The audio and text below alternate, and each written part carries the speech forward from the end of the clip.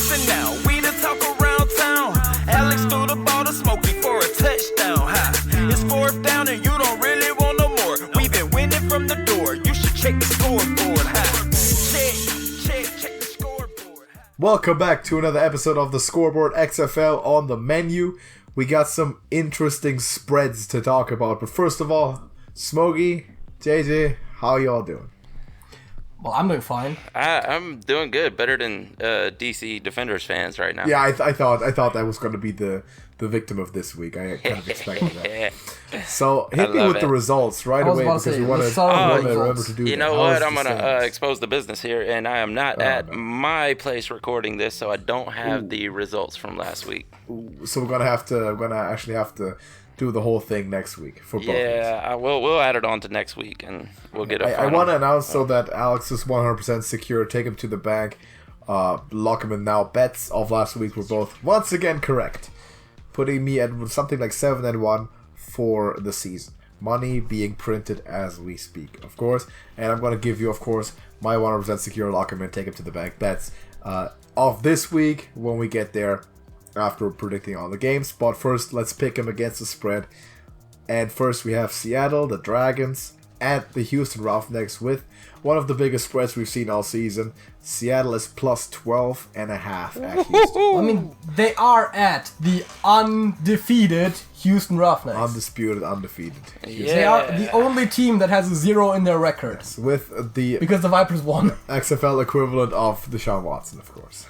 Yeah, and I was going to mention this. I don't know if you know this, but this guy, PJ Walker, is a phenomenal quarterback. Pretty good. Yeah, he's pretty good, He man. is. Yeah, He's decent. I mean, he can play a little bit. Yeah. I have a very good inclination that he's not going to play for the Houston Roughnecks next season. Yeah, he might just be up there competing with our Lord and Savior, Patrick Mahomes. But Competing where? Competing for the Kansas City starting position. At what? Are they going to meet for around a pool after the game? Because that's the only thing they're going to be competing at. I don't know. Some might say that he might be the best quarterback in football. I don't Stop know. it. Get out of here. Just leave. Ooh, Patrick Mahomes. Yeah, no, some people would say that, huh? Yeah, I mean, the only competition he has is Deshaun Watson. Let's be real about this. Should I play the clip again? I played it last week. I can play it again if you want to. I'll play it again. I'll put it in right from the start. Why You're killing not? my gimmick, man. Dude, just put it in. Just put it as part of the intro. I'll put it as a disclaimer at some point. Just warning. When Smokey says this thing, he doesn't mean it. Look. Yeah. Before I give out my prediction, though, can I just give out my prophetic prediction that may happen in the NFL next season? Go ahead. I've mentioned this to you, Alex, but there's a good chance that we may see a quarterback battle for the Carolina Panthers next season, whereas Cam Newton holding down the number 1 spot, which they plan to bring back. And we could see a quarterback similar, such as Jalen Hurts, drafted. And then chances are they could pick up PJ Walker and have a 3-man battle during the summer this season. What do you guys think? That's instant Hard Knocks material, of course. Oh, right? Of course. When that Dude, happens. I think that would be phenomenal, man. And I think that was PJ Walker's coach at Temple. Yeah. So, anyways, this pick is really hard with that big of a spread. I mean, all indications would say that Houston's going to win this, but that is a gigantic spread. It's huge. I mean, they're very likely going to win the game, but you know. Of course. 12.5 points. Yeah. Whew. Man, Brandon Silvers, are you going to let him down that bad? I don't know, man. You know what? This might be the first time I've picked against him, but I'm going to go with the Dragons to keep it closer than that. And, go with the Dragons here. Taking the 12. Okay, it's JJ. The best team in the league. You normally can't bet against such a team, but we're betting with spreads, which makes this more difficult. That being said, we know that they are capable of winning by large margins, and just because I can, I'm gonna pick Houston.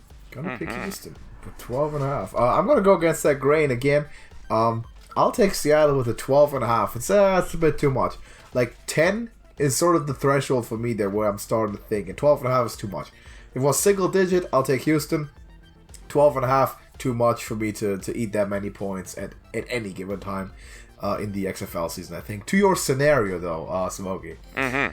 I think Jalen Hurts would sort of be the odd one out there just because he's not as good as the other two quarterbacks, which we've had that discussion in private, the whole Big 12 quarterback thing. Yeah. But yeah, Cam Newton to me is still the runaway favorite and the best quarterback in that situation until PJ Walker abundantly demonstrates otherwise. I think PJ Walker has a spot on an NFL roster if he keeps playing that, and because he's one of the best players in the XFL. Yes. And the class of that league is high enough. I think he should get a shot in the NFL. Will he start? I don't know immediately. I don't know. He might have a shot at least for one of those teams that isn't established, that has quarterback questions. He can come in, and if he plays out of his mind, he should get a chance to play, just like Jordan Chapman. There's a couple people in the XFL that definitely should get a shot. Yeah. But I think it's still Cam Newton's job to lose if both Will Grier and Kyle Allen are no longer in the house. So that's my pick on that. And I have Seattle with the 12.5. That's a big spread that I'm going to be sitting on for the entire game. So I'm feeling comfortable with that. New York Guardians at the Renegades. And Dallas is minus 7.5. So 7.5 point favorite at home. Yeah. Speaking of quarterbacks that might make it to the NFL, I don't think either one of these guys are in the discussion anymore. Matt McGloin, wow, he looks horrible, right? He does. He looks old. Yeah. Who are they gonna go with now?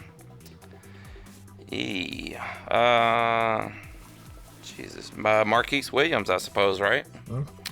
I guess so. Yeah, it seems like.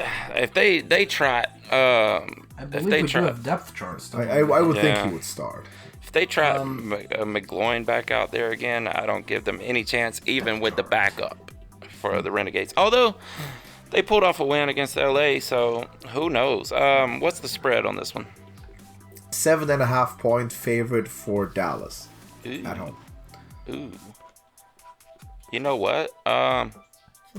Landry's out. Landry was crying, and he was throwing. He looked like Jameis Winston out there throwing picks in the first quarter of that game.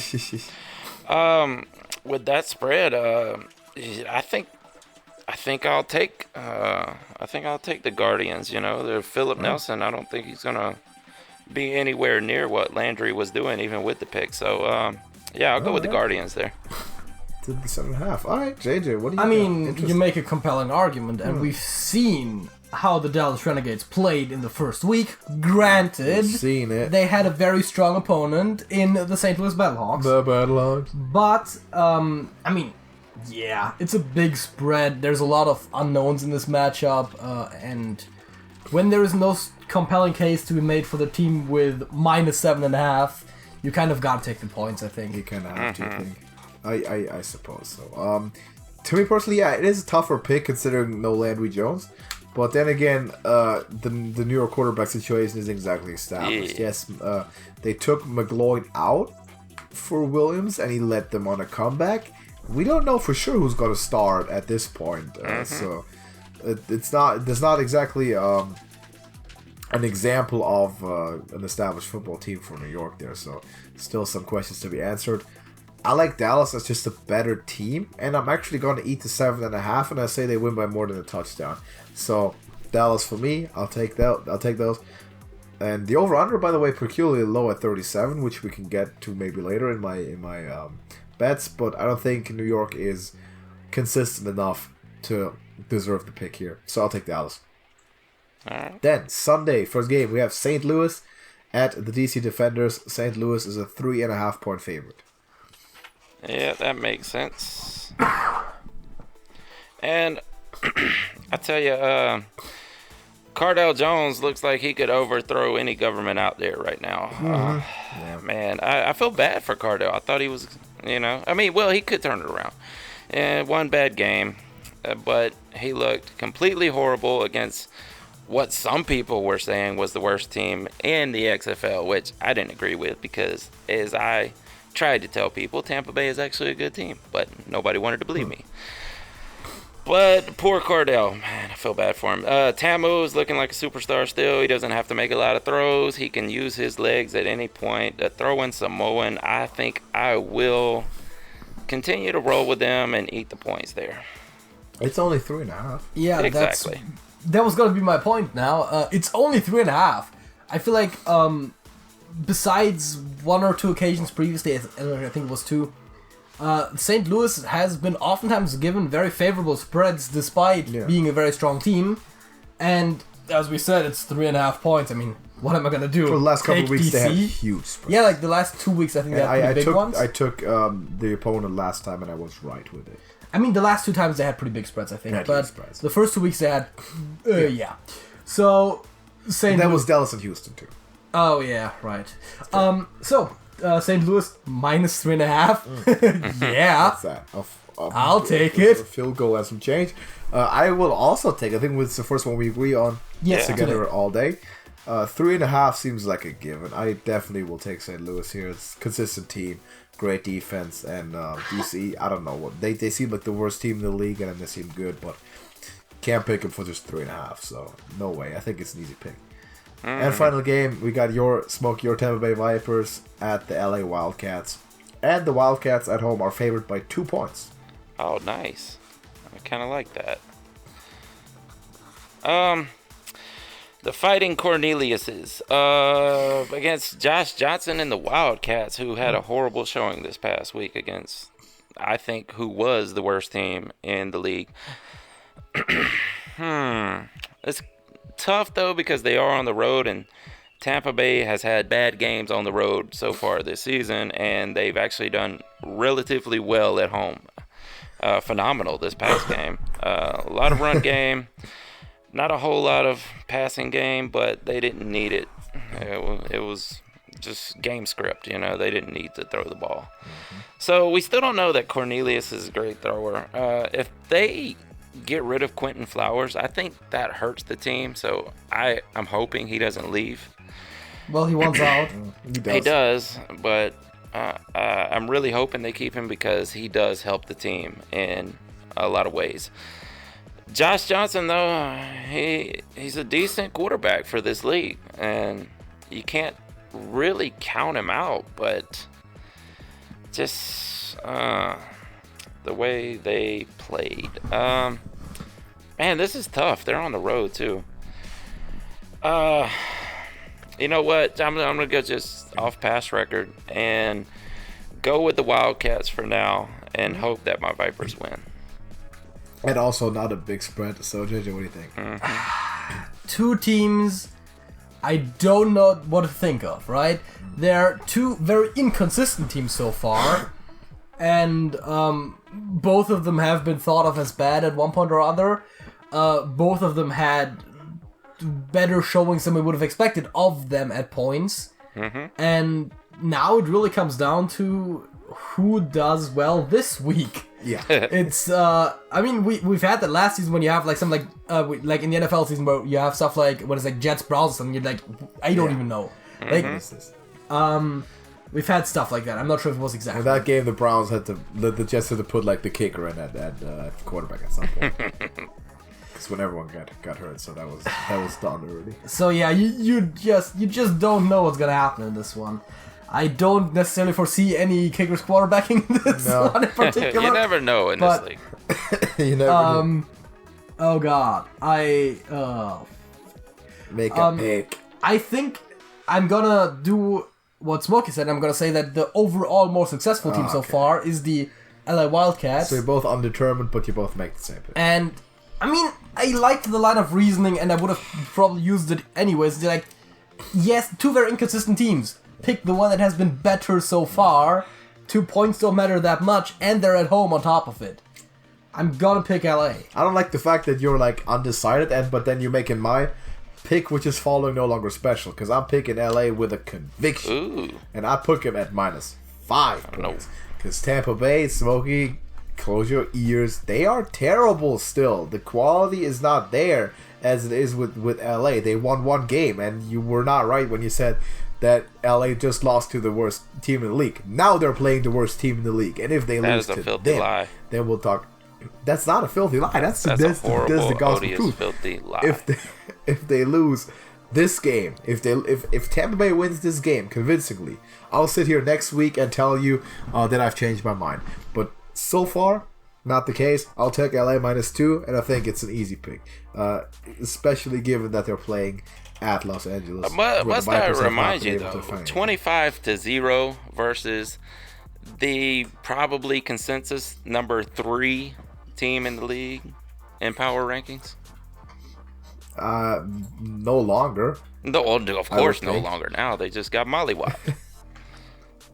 And that's the thing with the small sample size, right? I don't believe Tampa Bay as much as some other people do, not yet. And DC has had some dubious showings, so they have on the road. That's LA. what scared me off of it for this week. But I'm still hoping the Vipers win. Tampa isn't at home, so I'll take LA to do it at home. Just 2 points doesn't seem like too much. So we all agreed on only one game, which was the Battlehawks -3.5. We took all that. We also took LA, right? Oh, we did also take LA, right? You just did that, yeah. Yeah, I just did, but with a just pointed out how you're not special. With a very different attitude. My attitude towards LA is much more special because you both acted like you were undecided. They're both mediocre teams. Are they both mediocre teams? Okay, they might be both mediocre teams, yes. But one of them's better than the other. And that's the Wildcats. And only if I get proven wrong, I will change my mind. You can hold me accountable for that. I will agree they do have Vipers a better quarterback.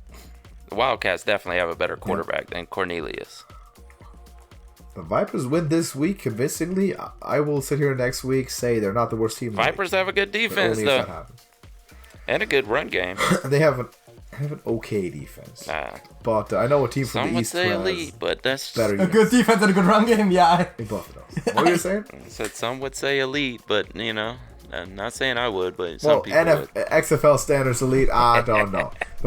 Let's wait a season before we do the elite. But of course, the missing segment here, the one that everyone wants to know, because this is how you make money. The easiest way to make money in your life is to listen to me give you my 100% correct lock them in, take them to the bank predictions and bets to make for this XFL week. So far, I am at this point a better investment manager than most professional bankers. So wealth management, here we come, sports betting, and let's do it. I want a easy win with the Battlehawks. 3.5 is nothing. We said it when we made the picks for our prediction game. Bet some of your coin on the Battlehawks to win it by more than 3.5. They're a much better team, a much superior team. Yes, they're playing on the road, doesn't matter much. They're extremely consistent. They're almost unstoppable. They have the best secondary in the league by a wide margin. And they have a good run game, and they're going to close it out. So I definitely like this one. And this is my lock-in, of course. Put 80% of what you're betting this week on this result with the spread. And the rest of the 20%, I want to gamble this away. I want to put this on I want to take the over on the Tampa Bay and LA game. The under-overs at 40 points, and I think this is going to be a high-scoring game. Beyond some of the expectations that we had, I think it's going to be a 30-16 sort of situation. 30-20. I could definitely see that happening. Yes. I got LA winning. Over-under is 40. It's not super low, but I'll still take the over on this just for a fun. I did notice how high the over-under is for Seattle and Houston, and it's 45.5. That's a lot for a Seattle team who hasn't scored a lot. But then again, Houston's very explosive. If you want to bet on this, take the under. I'm not secure enough to do it, but if you want to do it, take the under, because chances are the game will be out of hand quickly and Houston's going to run out the time. Or run out the clock. So that's my 3 bets. But yeah, Battlehawks, lock them in, take them to the back, 100% secure. And the other 2, have fun with it. But that's what I got. So would you agree? Sounds feasible. For the most part, yes. All right. So that's gonna be that. How do you feel about betting on LA? You were very you said that with a lot of conviction. But I said, but also it's a high volatility game because of the high score I predict, right? Right. So I'm probably not gonna do it. I generally like to pick one spread, the most unbalanced spread of the week, in my opinion, and that's the 3.5 for LA, for St. Louis, because St. Louis is more better than DC than LA is better than Tampa Bay, if that makes sense, what I just said. Yeah, I think that did. Like, a lot. Also, we can say for certain that St. Louis and Houston are not only the two best teams in the league and their respective divisions, but also the two most consistent teams in the league. And that's the high favorite for the first $1 million game. Mm-hmm. Yeah. $1 million game number 1, which is going to be interesting, of course. If they do actually call it the $1 million game, it's actually going to be the second one, though. Right. Because the first XFL Championship was also the $1 million game. One that is to be taken serious once again. Mm-hmm. And you know how wrestling logic works too. Like, if it happened more than 6 months in the past, no one knows. Yeah, that didn't happen. So, it didn't happen. But also, like, a match between two wrestlers is as many years in the making since they first both entered the wrestling ring. That too. John Cena versus AJ Styles, 16 years in the making. If it needs to be, if it needs to be that, then that's what it is. Very simple stuff. So that's my picks. Anything else you guys need to discuss? Yes, I want to say that there could be a cheat code in this fantasy slate here, because Phillip Nelson is taking over at quarterback, and he is right now priced 1, 2, 3, 4, 5, 6, 7, 8, ninth on the board as far as quarterbacks go. Yes, and there's only 8 starters. What? Yeah. Well, they have Matt McGloin and Luis Perez over him, and Landry Jones is still in there at $9,500, which is ridiculous because he's not even playing. So you could, if this game does go pretty high scoring, you could have a cheat code right here with Phillip Nelson, and so that's for the fantasy fantasy heads out there. I'm sure you're all over that too. Mm-hmm. Of course. Got him for this week. I'm making money off the XFL right now. Yeah. Oh yeah. So am I, but I don't play fantasy. I just bet. Yeah, you're one of those degenerates. My picks are 100% secure. Yeah. Lock them in, take them to the bank. So. Yeah, we in the fantasy world look down on you gamblers. I just want you to know that. Oh, we in the betting world view you fantasy players as kids. Oh. You guys are degenerates, and we are respectable citizens. I also play fantasy football in the NFL. I, as a rather neutral party, think that betting is more straightforward. Judge that how you like. I would say that makes it probably the safer thing. It's more of a game, more of a fun. But thing. Also, I mean, the thing is, if you play daily fantasy, you probably have to put a lot more thought into it than picking your bets. But I think I think also the bets you can more reliably achieve, though. So that's weigh that how you will. Yeah, fair enough. For the NFL, I'll do both. For the XFL, I'm gonna stick to just a straight up making the guaranteed $10 to $20. Guaranteed. Well, but for the NFL, guaranteed. It's my picks we're talking about. For the NFL, you did also only play season-long fantasy, though, right? Yeah, I don't play weekly fantasy. Yeah, you're not with the big boys yet. No. I'm also probably not gonna do that because fantasy is too volatile for me, man. It's individual players. They can have a bad day. I like the whole team. Mm-hmm. Risk minimization. That's what they teach you in business school. Sometimes, and that's at least what I took away from that, and I'm applying that to sports betting. So that's how we're doing that. But different approaches. As long as we're both making money, that's all that matters, I guess. Oh yeah. And next week we're going to have the breakdown of both this and last week's predictions and see who's actually leading. Because last time we had an update, it was a very tight race. We were all within 2 points of each other. Mm-hmm. And I was leading. And JJ was leading, exactly. Because I am the local XFL expert. Yeah, you're the global XFL expert. You can't beat the expert. The leading global XFL expert. Yes. Oof. Yeah, you're definitely the XFL expert before we became XFL experts. And saying XFL experts a lot sounds... Yeah. I just now determined. Drop a like on the video if you did enjoy it. Let us know your picks. You've got all the spreads. The money lines, the over-under. Let us know what your bets are going to be. What are your 100% lock it in, put them in the bank sort of predictions. And who do you think made the best picks this week? I like St. Louis a lot. So that's where the money is going to go in. And if you're a betting man, XFL betting man out there, go ahead. That's what you want to put it in. So thank you both for being here. It's been a good episode. Hey, before we close it out, hopefully, yes, just real quick. Did you guys see anything at the combine you like? I did. I liked Rich Eisen's 40 a lot. I like that Jerry. I usually like the extra stuff. I like that Jerry Rice showed up and ran it again. And he also started jogging out at 25-yard mark or something because he didn't want to upstage all the younger of course, kids. That's what it is. Because we both know that Jerry Rice could play NFL football. He definitely right believes now. that. He believes he could go back and play. Him and T.O. are both waiting on the call. T.O. definitely believes it. But the thing is, Jerry Rice was never a burner anyway, right? He was never a 4-3 kind of guy. He got over on he would catch a couple times though. Yeah, but that's because of his route running, right? Because exactly. he's crisp, and he's the greatest player to ever lace up the cleats. So that's something. Until Patrick Mahomes has played 10 more years, the level he currently does, that is still the factual truth. Unlike Smokey would have you believe. Yeah, because everybody knows who the best player in the league is.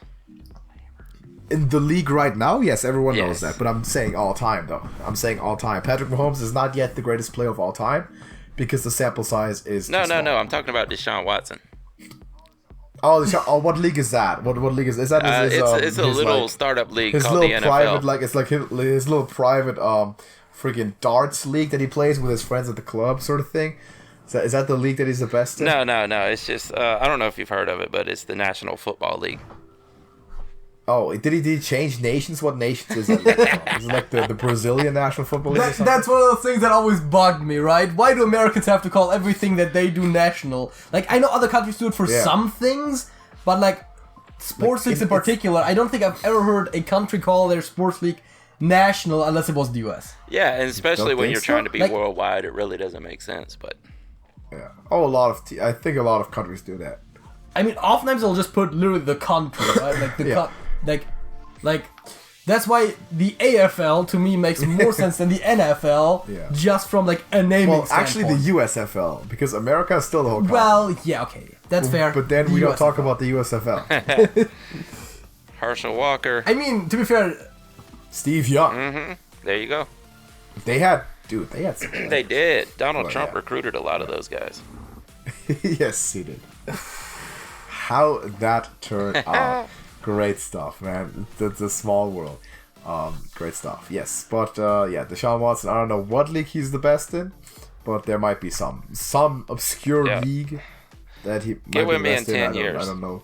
We'll discuss this again. In 10 years? Yes. You mean when Patrick Mahomes is officially the GOAT? Yeah, well, when Deshaun Watson is. That's what I'm referring to. When his body of work is actually rivaling that of Jerry? The thing is, which should have never been possible. When Montana's on some talk show talking about, man, I wish I was as good as Deshaun Watson. Oh, come on! Do I need to play the clip? Do I really have to play it again?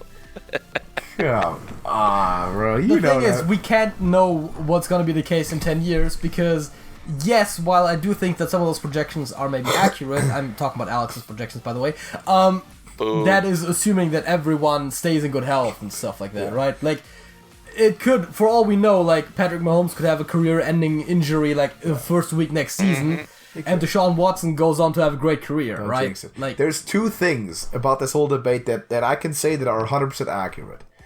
As of 2020 right now, Jerry Rice is the greatest player to ever lace up football boots, and the second thing is Patrick Mahomes is the only player to ever lace up football boots with the talent to one day be considered that. Yeah, I don't. Over Not Jerry buying Rice. it. That's the only two things we can say. And that's where we're gonna leave it. But I don't think it's gonna. A lot of things still have to come together for that to happen. He has to play another 10-15 years the way he has been the last two. But he has the capability of doing so. No one else ever had that since Rice. And I didn't think anyone would, but that's Mahomes for you, though. So we're going to continue that debate, I believe, throughout the draft and next season and the whole time, basically. It's always going to be there. But everyone out there, thank you for watching. You've already heard it. Let me know your bets. What's the correct picks?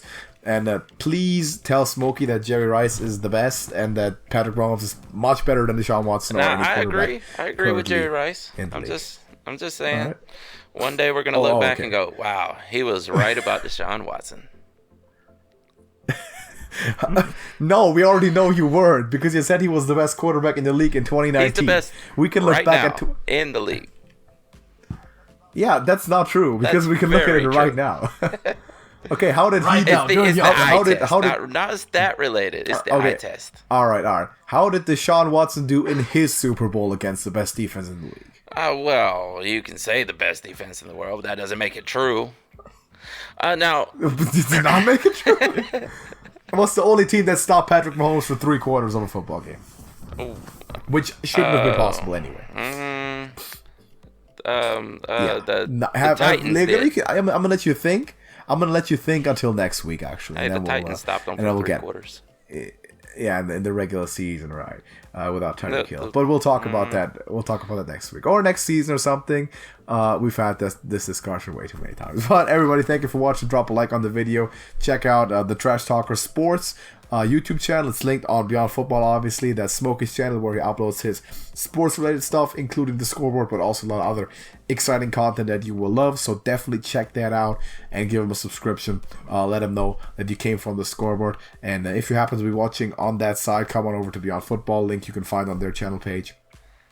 For weekly dose of Scoreboard, which is fun. We always have these guys on, and it's generally a good discussion. XFL is rolling on. We're excited to make some money and see good football games. So thank you for watching, everybody, and we'll see you in the next one. Doses.